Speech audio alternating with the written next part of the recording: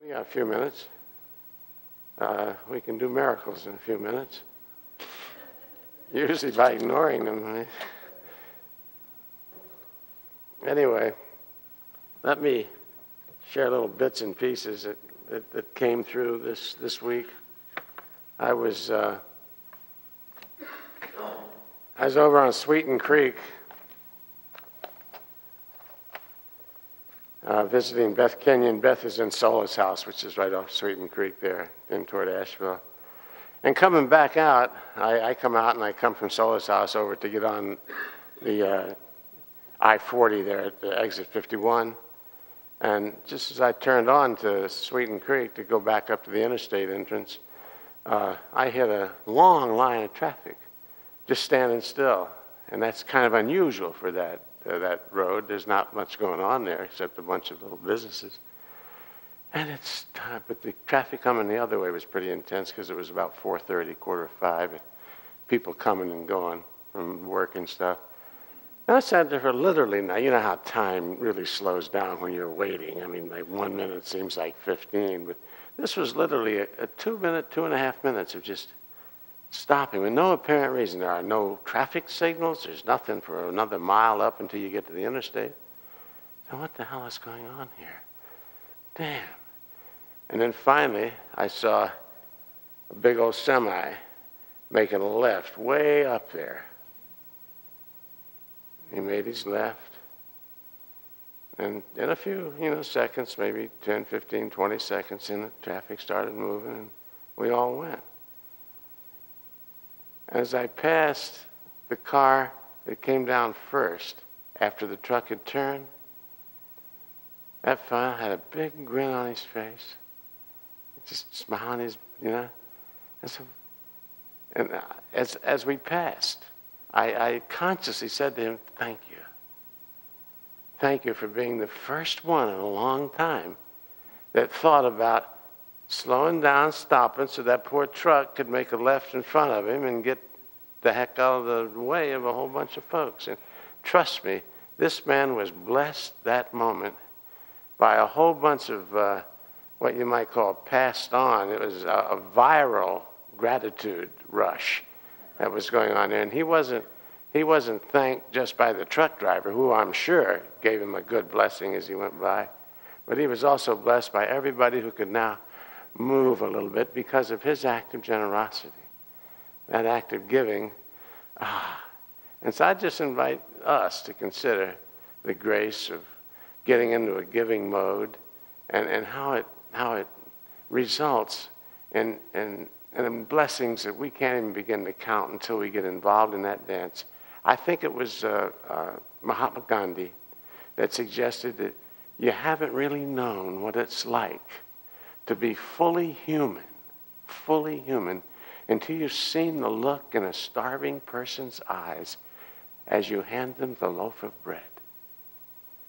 Wow, and that image stayed, and just imagine that. Just imagine that. You're there and that person hasn't eaten in a long time and you're handing them the bread out of the goodness of your heart and you see that, and what's that? What's those eyes saying? In the deepest way, thank you, bless you. And it's just not possible for us to get too many blessings or too many thank yous. Jesus was very clear on this.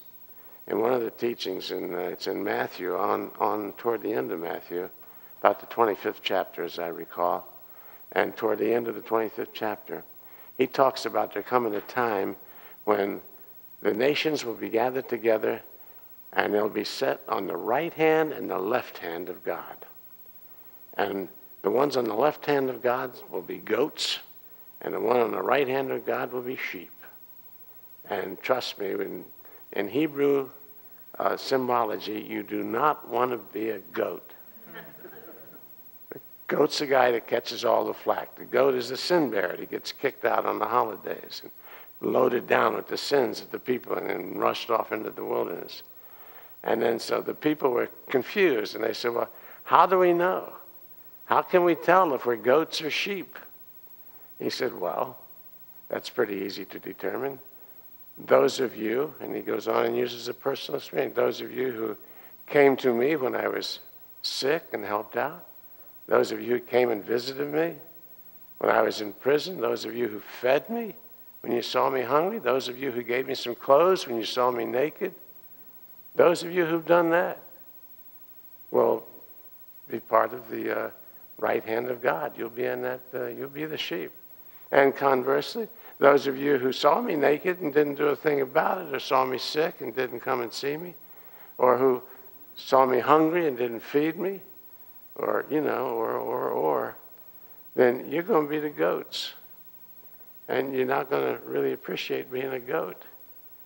And I thought, oh, how does that relate? And I said, yes, it's so beautiful, because how many of you have sat down to the mail that comes every day and started sifting through all the appeals for contributions? I mean, it seems like, God, that's all the world's doing now, is cranking out appeals for contributions. But how do you handle that? How do you, I mean, in light of, that's how they're going to know you're my disciples, by your. So what I do is I just go through, and I get Janet can attest to this. I don't know. I mean, maybe 6 or 7 or 8 a day come across my desk, and literally I'll sit there and I'll just pass it, and I'll hold it a moment, and I'll put it in the round file. But invariably, I'll come to one that'll speak to me. I might read 3 or 4 or 5 of them, and one of them will speak to me. And God doesn't expect us to take care of everybody all the time, but it's just an invitation to grace, to take that opportunity to reach out and touch somebody with an act of generosity. And you start to understand how just the capacity to be generous is plenty of energy to get you into a big thank you kind of mode. The grace of being generous. And it's a feeling. How many of you have experienced that? Huh? You feel it. So you take one of those envelopes and you open it up and you fill out the little thing and you put $25 and you put down your credit card number and you put it in the mail. And you know with that act, and most of these appeals are very legitimate. They're not phony, they're not fake. You got really heart people in the business of helping folks. And they go out and they'll touch some kid's life, or they'll touch some adult's life that could use a little hand. And for that, just that moment, like the one that Mahatma Gandhi spoke of, you don't know what it's like to be fully human until you've seen the look in the eye of a starving person as you hand him the loaf of bread. You see that, thank you. Ooh, that fills you up, and that's thank you too.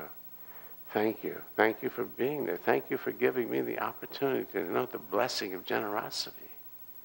That giving thing, but it's the thank you thing too, so don't forget it. I was reading through some of my favorite literature the other day, and that includes